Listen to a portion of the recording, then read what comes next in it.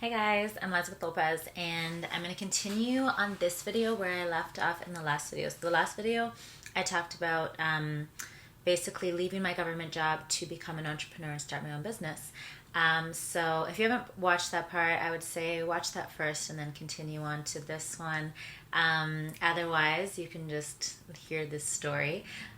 Which is, I'm going to entitle The Day I Lost $120,000. And it was actually more like $160,000 if you count kind of the end.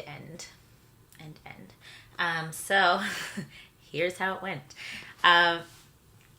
Basically, I mean, if you're an entrepreneur, you know that there's ups and downs and all that kind of stuff. I got a lot of the downs right off the bat.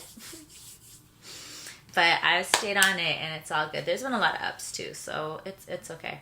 But starting off where I finished, basically I had left the city, I started my own business, and I was running my boot camp, which was Hourglass Workout, out of a gym. So I was running space at a gym. And just to fast forward so you don't have to hear this whole story, but basically over about a 3-year period following that, I had to move from gym to gym about 6 times. That was very hard on me. It was also very hard on my clients because each time it was like, oh my God, where am I going to take them? You know, I have this business that's grown to like about 200, 250 girls a day showing up for classes. So it's not like I could just like find any gym. And plus there were certain time slots that people are used to, like before work and after work, which is also most gyms' prime time. So just to say to a gym, hey, can I rent your biggest dance studio from like 6 p.m. to 9 p.m. at night and, 6 to 9 a.m. in the morning. Most gyms, that's when their classes are. So this wasn't an easy feat to have to move those 6 times. Each time was incredibly stressful. Anyways, so I ended up at this one gym that I really liked, and because they weren't really busy with classes, they were more busy with memberships, it was like a fantastic marriage and everyone was pretty happy until dun dun dun until one day where just like the most freak accident ever, where the gym was on the, I guess, 2nd floor, and on the 3rd floor they were doing renovations. So they were like drilling into their floor, which was the gym's ceiling, and a big chunk of concrete fell out of the ceiling and onto the only member in the entire gym's head. Lawsuit. Right, so that was where we were.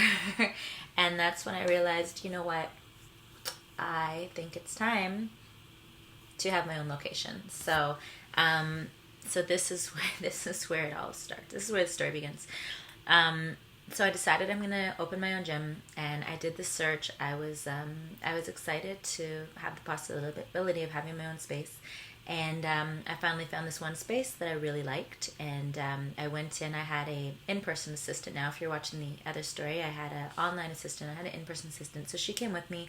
She had recommended a real estate agent, so I didn't feel the need to look into this person because it was a referral from my assistant who I trusted. And so this is where it all begins. So we went into the space and I decided, yeah, I think this is the one. I think I like it. And she gave me this agreement to lease. So I said, okay, cool. I'll take it back to my lawyer and, we'll go from there and see what happens. And she said, no, this isn't a lease. It's just an agreement to continue talks. So it's just so the landlord knows that you're interested. And I was just like, oh, but it still has to have me sign and stuff. So I'm like, I'll just take it to my lawyer. And she was pretty insistent, but like friendly insistent. Like, oh, no, you don't have to worry. Like, really, it's nothing. Da-da-da-da-da. And I'm just like, I think we went back and forth about 6 times because I was still just like, not so sure. But she totally and 100% assured me that this was not a lease. It clearly said agreement to lease. And it was just so she could go back to the landlord and say that I'm willing to talk about it so that I could get something to take to my lawyer. So I was just like, okay, well, I don't want to be like an ass about it, so sure, okay, I'll sign it. So For those of you that have never rented a space before or are not in real estate, what I had just done was sign a lease without reading it or giving it to a lawyer, because I was bilked into it by a shady, what I thought only was, I thought it was just her in it at this point. There's more to come. So, yeah, so apparently I had just signed a lease, and now had a studio. I hadn't even read the contract because I didn't know it was a contract. Anyways, so obviously, so we got the, after an agreement to lease, then you look at the lease. But generally, you have lawyers and stuff look at this. So anyway, yeah, I don't want to even go back into that. So anyways, so we started the build out because we had 3 months to open. So we started the build out, and me being this like total green, just like, okay, well, let's at least just get this started. This is like, trust me, I'm not even going to talk about the tears and stuff that happened after that once I realized what I had been like, yeah, suckered into. So we started the build out, and I'd never built a place out before. I didn't know that in a commercial situation that the landlord wasn't supposed to be as involved as this landlord wanted to be.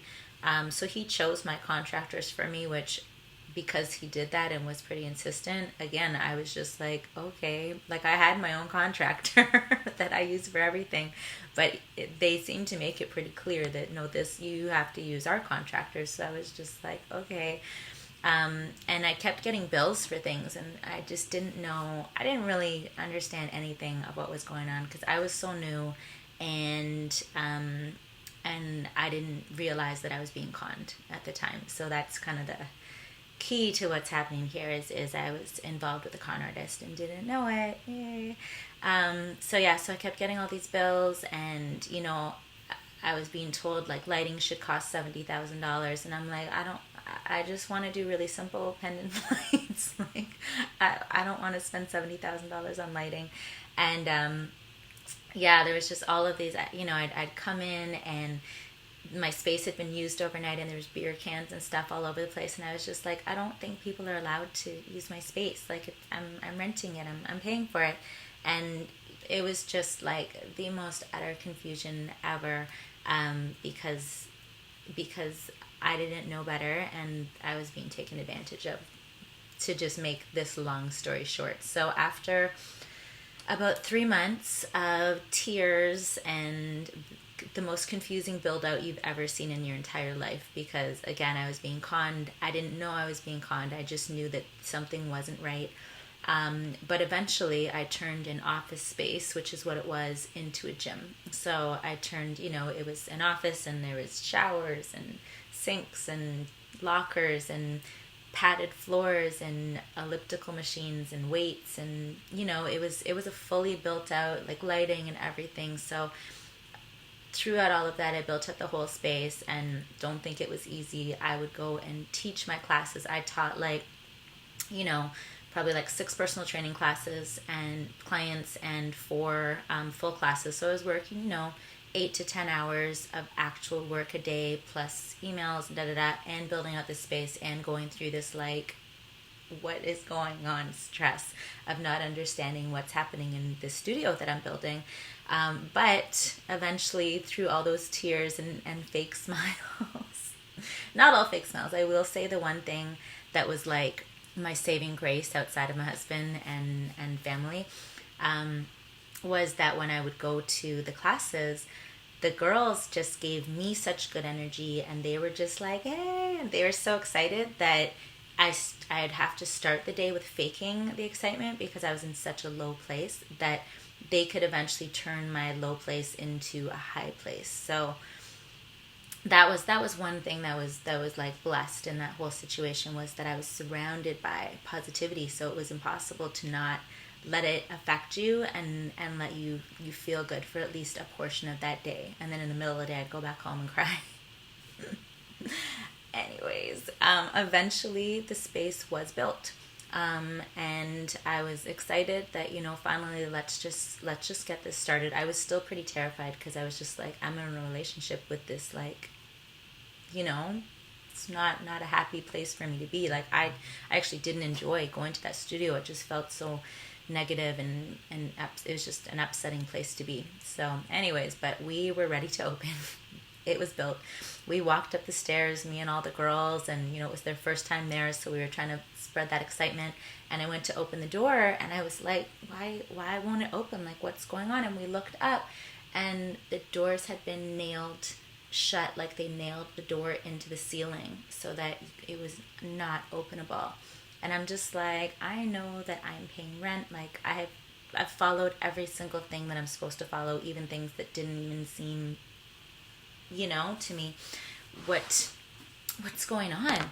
So I called, and there's no answer, and we couldn't figure anything out. So luckily I was able to go back to Fitness One and teach my classes, and while I tried to figure this all out, but let's just make this very long story into a shorter story, and just say that I later found out that the landlord was suing the people below me, and they'd sue the people in the space that I was in before me as well.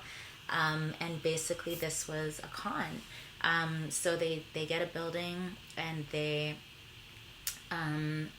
have people rent it, and the people finish the spaces, and then they don't let them use the space, and then they sue them if they leave. So his goal was for me to leave so that he could sue me for not paying rent, and then he's got his finished space, probably a settlement, and then he can sell the building for more money. So the problem is, and I was ready, I was like, you should have seen me. I was just like, I've got my audio recordings, I've got my video recordings, I've got so much stuff to show that this whole situation was so wrong, and you know what I mean? But because he already knew what he was doing in advance, he was ready with everything. Like the accounts were empty. Even if I was to win, I win nothing. The accounts are empty. You know what I mean? So it was just like there was no winning situation. The only thing, and trust me, for I think 2 years I fought this, and the end result was me paying a settlement, which is pretty crazy. So I never got to open. So it was about $100,000 in renos that I did, about another $20,000 in legal fees, and then about another $30,000 in settlements for a studio that I never got to use even once.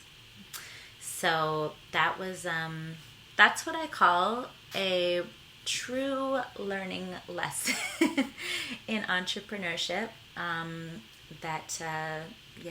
Even the people, it's a really sad one, to really realize that you can't trust people. That was my real estate agent that I couldn't trust, and my assistant that I couldn't trust, and just so many things, and to be lawyered up and to be ready and all that kind of stuff. But it definitely taught me perseverance. It showed me who around me that really loved me and all that kind of stuff, and who was there for me in these types of situations. Because you really see that, when you're at your lowest low, you really see who is still standing with you at the end of the day, because it's hard. It's really hard. And I mean, my girls, my Hourglass girls, oh my God, how amazing are they? We moved all over the city over oh my God, over 5 years. I think we were in 7 places, and there's so many of them that were with me from day all the way through. So I love you guys. If any of you Hourglass girls are watching, you guys are the freaking bomb. Anyway, but learned so much from this. And I mean, as much as I wasn't a person that just signed contracts, even at that point, I was fully ready to be lawyered, but I trusted her after her going back and forth 6 times. I was just okay, I still can visualize that and be no, don't sign it. But obviously it's too late. But since then, I still had the business, and there was still nowhere to go, because as much as, Fitness One loved me and they were there for me and everything, they were still, they were in their own lawsuit.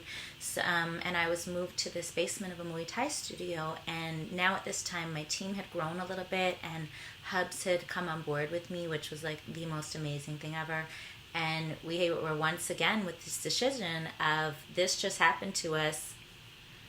Are we gonna try again? Like, we can't have Hourglass have grown this much. We'd already franchised at this point, and you know, are we gonna stay in the basement of a Muay Thai studio? We can't do that. We can't have the flagship there when we've got franchise locations that are standalone locations. So we decided we're gonna have to try again. We're, you know, we've recovered some of that money. Let's do this again. Let's go for it. Woo, that was scary. And so we got an agent again, obviously a new one. That one, she's lucky that I'm not saying her name in this video, because I would really like to. But I'm just not that person. Yeah. I want to though. If you're watching. Anyways, I digress. So we had to go in again. So we looked for studio again, and we found an amazing place, even better than the first place, right on Queen West. You know, second trendiest neighborhood in the entire world, as voted by Vogue magazine. I'm just saying. Anyways, so we found this space, beautiful space, and we built it out, and we had such great helpers. Like, so many of the Hourglass girls helped, and like drove cars and drove equipment from place to place. Like, man, we have the best squad ever, and plus my team is amazing. But anyways, let me talk about the story. So we did a full build out. This was an empty shell. And when I say an empty shell, I mean like there was no plumbing. It was just a concrete box with nothing. So we decided to rent this space and turn it into a gym. So off we went again.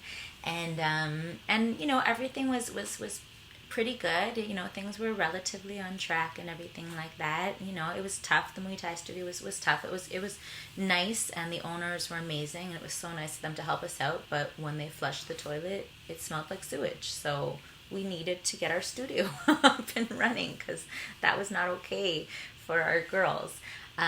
So we did. We finally got the studio up and running, and we were open for a good 2 or 3 months before we got sued again. So this time, even though it said in our lease that yes, we're a boot camp, we'll be making noise, we'll be playing music, we'll be jumping, we'll be using weights, all of this kinds of stuff, they still decided to sue us for noise issues, because the building was built like not built for a gym, and then they decided to put residence above us, so it wasn't really built for gym and residence at the same time. So we got sued again, and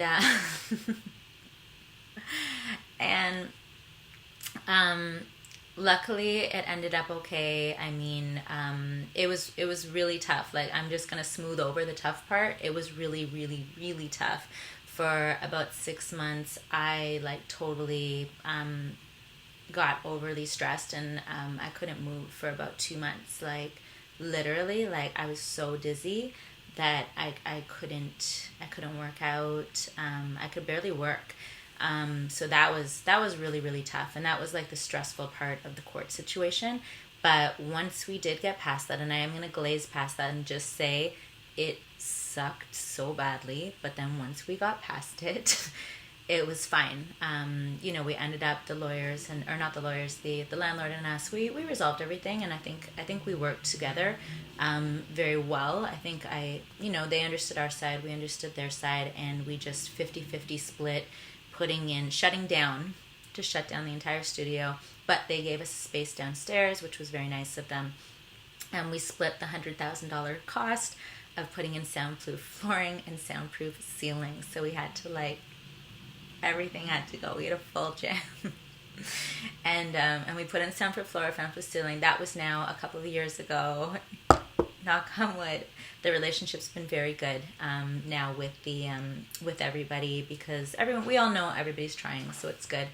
But yeah, so add that all together with legal fees and soundproofing and the first time and the second time, that's like an over $200,000 loss. And you know what? You just have to go with, these things happen. It's not whatever. It's not like I just make that like this, because I don't. And that first hit, it was just, I didn't have a team yet. That was me, and that was my personal training money. The second time, at least, we'd grown a little bit. We'd franchised. I had a team. There was more people to lean on. I'd been there before. But it was still tough. And again, like, you really see who's got your back when you're in those types of situations, because it was really, really hard. But yeah, we got through it, and things have been going really well. And you learn from all this stuff. You know, everything's a learning situation. And I love my business. And even with all of these incredibly crappy lessons that are, you just want to die when you're going through them, once you get to the other side, you know, it's so cliche, but you're better for it. You're stronger. You're ready to hopefully not have to deal with those things again. Like, hopefully you're smarter. And, you know that there might be something lurking around the corner. Hopefully not. But, you hope that you're more prepared for it. And as an entrepreneur, we see these things happen to people. Like, I'm just one story. There's stories not as bad as me. There's stories much worse than me.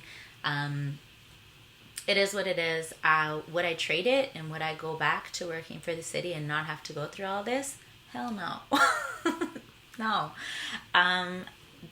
With those stories being like, here's some crappy things that happened to me, those are just some things crappy that happened to me. There is so many amazing things that have happened, and the way that I get to live my life and work with my hubs and, change lives of amazing women and work with amazing women and feed off of great energy and provide awesome services, and, just all of the positives outweigh the things that might happen and that did happen. And, I'll never look backwards and say, what if I'd stayed at the city?